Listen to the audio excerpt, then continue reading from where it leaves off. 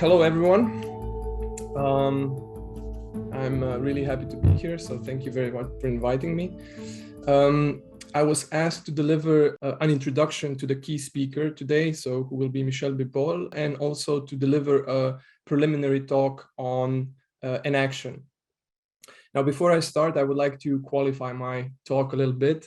Namely, as you can see already from the very title, which was taken from the famous book by Jacob van Uexküll, the original translation into English, which was A Stroll Through the Worlds of Animals and Men. So this talk is called A Casual Stroll Through and Around the World of Enaction. So the talk will be very introductory indeed. So I will briefly delineate the background to enaction, so how it developed and its characteristics, its implications. From what I understood when we were talking about this talk is to really kind of lay the foundations to provide a very fundamental account of what enaction is. So I sincerely hope that some of the big shots in the enaction community will not find particularly or too boring, and that it will indeed lay the grounds for the upcoming lectures. So the notorious little booklet called Communist Manifesto, written by Marx and Engels, opens with the famous lines, as you know, probably, "A specter is haunting Europe, the specter of communism." Now, some of the more classically, that is to say, cognitivistically minded people in cognitive science and philosophy of mind might feel the same for what's happening currently in their own respective disciplines.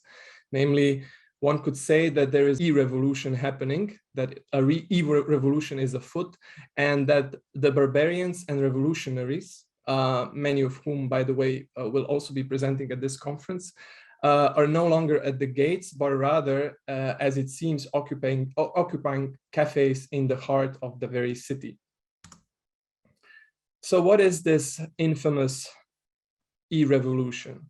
Well, it basically consists of a radical reconceptualization, or an attempt at a radical reconceptualization of cognition and mind in terms of the so-called 4 E's.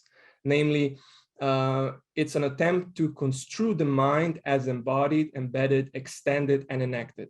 Now, it would seem that new E's are being constantly added to the bunch. So nowadays you can also hear the talk about mind being ecological, experiential, emotive, and so on and so forth. Every now and again, even a new letter drops in. So sometimes an A is added, so mind as affective. But the main idea is that something was dreadfully wrong with how mind was conceived of before. And this is something that I would like to present today. And of course, I will be focusing on the last part, so the mind as enacted.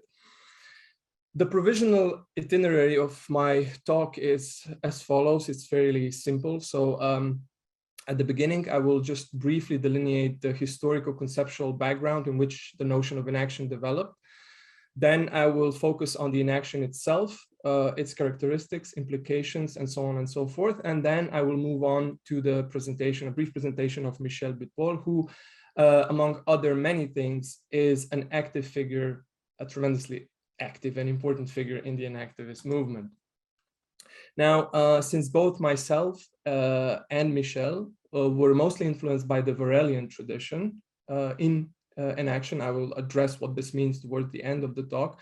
I have mostly, although not solely, structured my talk around the accounts that are provided in the two, I would say, very famous, even classical books now, The Embodied Mind from 1991 by Varela, Thompson, and Roche, and the follow-up book by Evan Thompson, Mind in Life from 2007, I think. And I've also drawn on several Francisco Varela's papers from the late 80s and the early 90s.